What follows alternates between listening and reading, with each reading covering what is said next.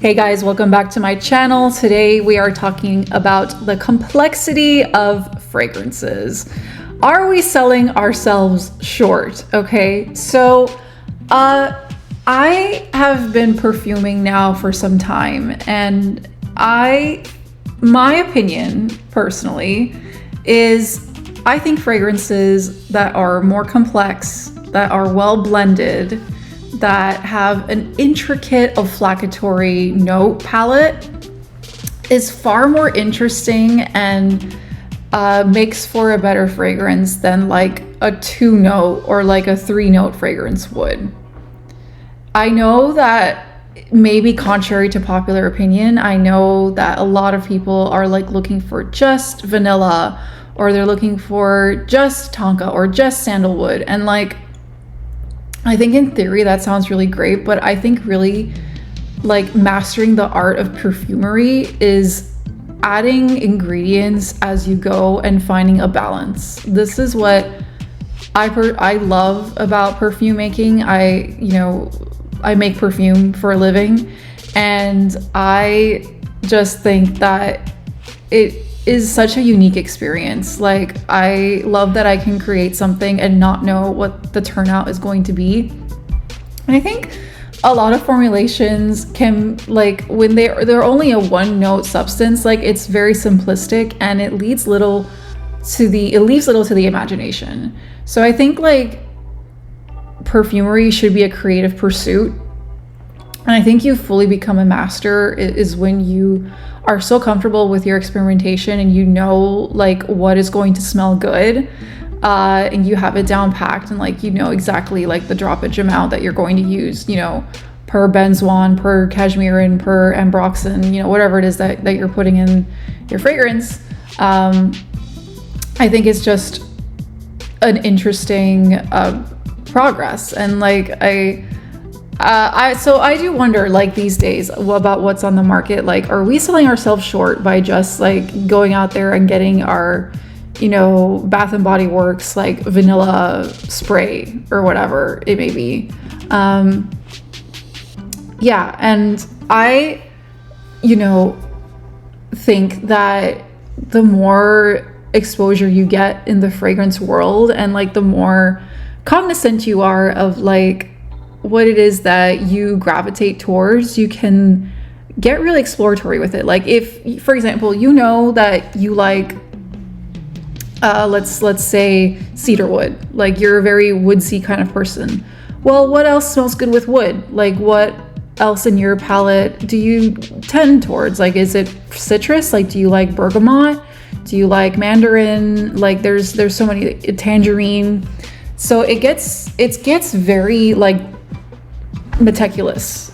And what I mean by meticulous is like there's a big difference between bergamot and lemon, for example. Like, there's a big difference and then you have to look at the different species of lemon. There's Calibri lemon, there's Valencia, like there's Myers lemon. Like it gets even more specific than that. So like, do you like a clean cut lemon, or do you like a lemon that's more sour and bitter?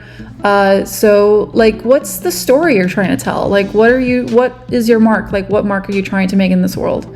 So I always like to reference art in whatever I say or do. I'm a very creative person, and perfume has been a very powerful, creative form of expression for me. I think it's very connected, like tied closely to memory. And so I think the more complex you can make a fragrance, the more it can last on a person's mind. So yeah, I think because you want it to be so intrinsically unique, you want it to be like, I can't pinpoint what that is, man. Like, what is that? Oh, it's Baccarat Rouge, or oh, it's Miss Dior. Like, there's literally like a number of different notes that go into these fragrances, and they're so carefully finely crafted that like you can literally tell a story with a fragrance. So I think that we're selling ourselves short if we're just going for the run-of-the-mill vanilla kind of, or like whatever kind of Rose, jasmine, I think is kind of overdone, but that's my opinion. So yeah, and I think, yeah, in terms of like other complexities that we can think about in the future, like what I mean by complexity, I don't necessarily mean like the scent itself is complex, because I know a lot of fragrances, they like to like, oh, have like this dark, sultry kind of vibe to it. And sure, like that is kind of, I think complexity, it comes from, like I said, like the number of material, the number of notes, the number of raw materials that you're actually using in the palette that, you know, makes it what it is. Okay, so for example, like what is that Kayali perfume, the rock candy something? So I took a look. Kayali is not really on my radar. It's not something that I will probably ever purchase, but I do hear a lot about it in social media, and I watch a lot of influencers talk about it. And I personally don't own, and I don't think I will ever own, a Kayali, but I think like her rock candy perfume is a perfect example of like what complexity, and I think how far we are going to stretch the olfactory notes in our fragrances in the future. I think examples like that, I think there's like a whole trend on like dupe culture and making triads of perfumes. So like what I'm saying is experimentation, like we've just hit the surface. Like we're just literally scratching the surface. And it's really exciting to see like where this is going off. Like back in 2015, I think like we had a lot of good stuff. Like it was a great year for perfume, sure, Baccarat Rouge. I think like that's an example of like taking a material and experimenting and like just using it to the depth of which it can be used. So I think it's safe to say that when we're talking about the complexity of fragrance, we should probably be talking about our pyramid, our fragrance pyramid.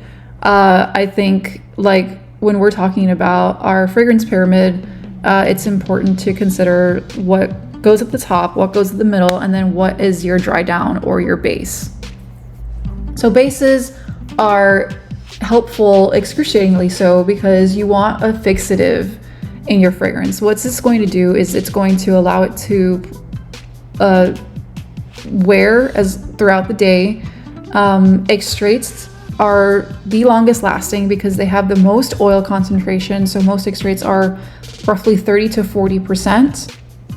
So I think too, for sure, like the formulation in which we are choosing our perfumes for are also indicative of how complex we can make our fragrances. So I think with alcohol-based fragrances, because the process of maceration can be sped up so much, we lose a lot of the chemical and molecular components that make up a fragrance. So like all of the, for example, like if we take a rose absolute, what an absolute is like all of the components of that rose. So you take the petals, the stem, the leaves, all the greenery, etc. So the process of maceration, when you're including an absolute, instead of letting it macerate over time and you heat it quickly on a flask,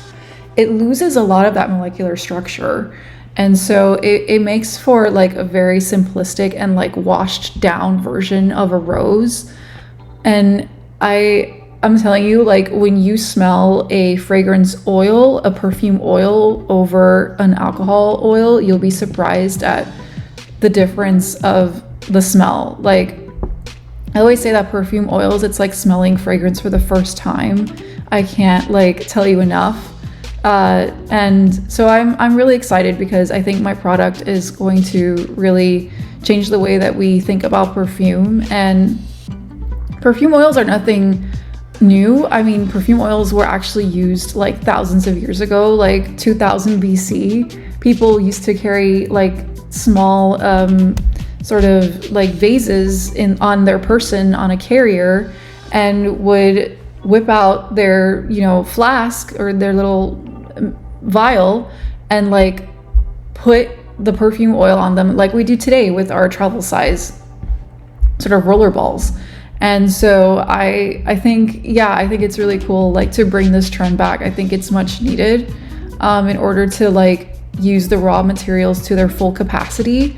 I think perfume oils are the future. Hey, thanks so much for watching this video and for making it to the end. Give it a thumbs up if you liked it, hit the subscribe button if you want to see more, and I look forward to the next one.